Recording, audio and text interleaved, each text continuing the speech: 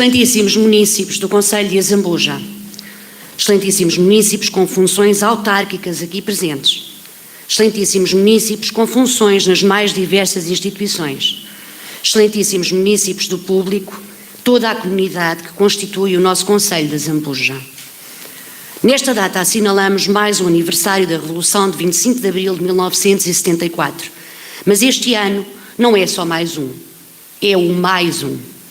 É o ano em que a soma dos anos que vivemos na construção permanente do regime democrático ultrapassou a soma dos anos em que vivemos sob o obscurantismo da ditadura implantada em 1926. Ainda é uma subtração da qual só resulta uma unidade positiva. E com isto, só queremos salientar que a nossa liberdade, a nossa democracia, não é nem nunca será um dado adquirido. A nossa liberdade e a nossa democracia requerem esforço e dedicação de todos nós, dia a dia, todos os dias. É como uma planta, mesmo tratada diariamente, tem sempre folhas que morrem, outras que nascem, mas da qualidade do tratamento vai depender o saldo entre umas e outras. Minhas senhoras e meus senhores, esta nossa intervenção já leva duas referências à matemática.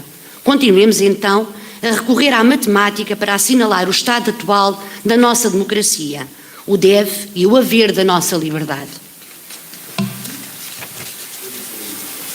Sérgio Godinho definiu na sua canção Liberdade que esta só é a sério quando se soma a paz, o pão, a habitação, a saúde e a educação. Vamos analisar cada uma destas variáveis desta equação. A curva matemática da paz subiu, mas hoje está a descer. A implantação da liberdade há 49 anos permitiu a paz de uma guerra que fazia sofrer o povo português e ainda esta manhã assinalámos este facto.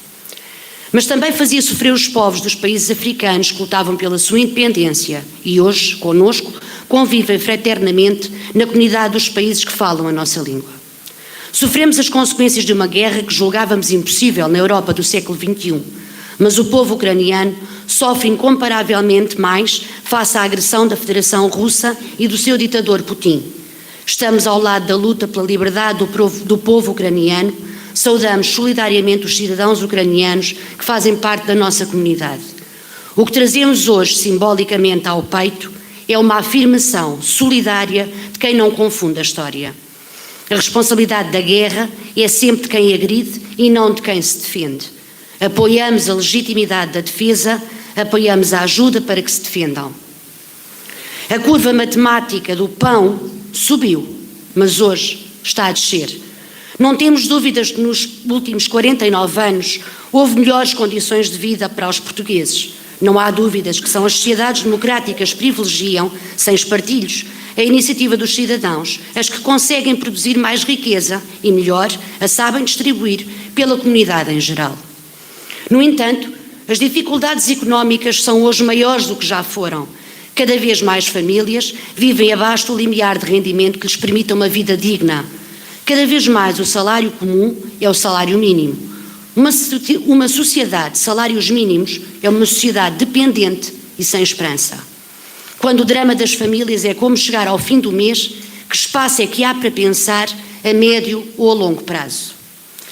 A curva matemática da habitação subiu, mas hoje está a descer. A democracia lançou no início dos anos 90 do século passado as políticas públicas que retiraram centenas de milhares de famílias de condições de habitação indigna. As sucessivas crises a partir de 2009 interromperam a produção de habitação, o que resulta na crise habitacional que hoje sentimos. Também o nosso município não deu a devida atenção à questão nos últimos 20 anos. Não soube gerir o parque habitacional municipal, hoje temos que canalizar muito mais recursos para a sua recuperação. Por outro lado, não foi capaz de estimular o mercado para que houvesse oferta a um custo compatível com os rendimentos dos nossos municípios. Saudamos a iniciativa de olhar com melhores olhos a questão da habitação do nosso concelho, a recente aprovação unânime da proposta do PSD para a elaboração da Carta Municipal e a constituição do Conselho Municipal de Habitação. São a oportunidade para termos uma verdadeira estratégia nesta matéria. A curva matemática da saúde subiu, mas hoje está a descer. Estamos perante o total colapso de um dos grandes pilares das funções do Estado, do central, a quem compete, e do local, que deixou andar até este ponto. Se a democracia trouxe o SNS, que permitiu o acesso generalizado aos cuidados de saúde primários a toda a população, com sucessos reconhecidos como o da saúde materno-infantil, a geringonça e os seus complexos ideológicos trouxeram o impensável. A esmagadora maioria dos nossos concidadãos não tem hoje acesso a médico de família, não tem acesso à vigilância das situações crónicas, não tem acesso aos rastreios preventivos, não tem quem siga a gestação dos futuros cidadãos. A 2 passos de Lisboa, a Lesíria do Tejo vive a maior distribuição dos serviços de saúde do país. Mas ainda pior, como se ainda pior pudesse existir, a iniciativa dos cidadãos e das instituições da nossa comunidade para atenuar a situação é dificultada pelo Governo e os serviços dele dependentes, ao não serem capazes de ultrapassar as burocracias do sistema. A curva matemática da educação subiu, mas hoje está a descer. Também aqui a democracia teve um papel fundamental. Retirou Portugal do topo da lista dos países com maiores índices de analfabetismo da Europa para a escolarização da sociedade, para as chamadas gerações mais bem preparadas de sempre. Mas este caminhar está a ser posto em causa, quando a nossa sociedade não consegue gerar as condições de aproveitamento dessa geração. A escola vive em sobressalto quando há alunos sem professores a algumas disciplinas durante um ano letivo inteiro, quando não valoriza os profissionais da educação, quando devíamos estar absolutamente concentrados na recuperação das aprendizagens e vivências perdidas durante a pandemia, estamos a braços com a dramática falta de docentes nos próximos anos. Por cá, continuamos a adiar a criação de condições de funcionamento digno da nossa escola secundária, a única da região em que não existe um espaço coberto para a prática de educação física. Por fim, a mais cruel das conclusões.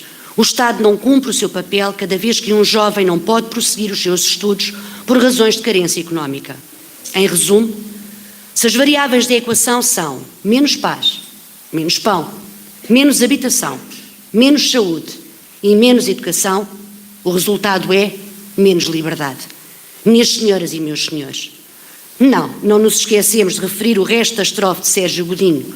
Se há liberdade a sério, só há liberdade a sério quando pertencer ao povo o que o povo produzir. A governação socialista levou-nos à bancarrota, deixou-nos na mão e dependentes das condições impostas pela ajuda internacional. A recuperação da bancarrota e da nossa liberdade de ação exigiram os sacrifícios dos portugueses. Sacrifícios esses logo a seguir desbaratados, quando os mesmos socialistas, aliados às esquerdas radicais, multiplicaram dívida, capturaram todo e qualquer cêntimo com a maior carga fiscal de que há memória, ao mesmo tempo deixando as funções principais do Estado à beira da ruptura total.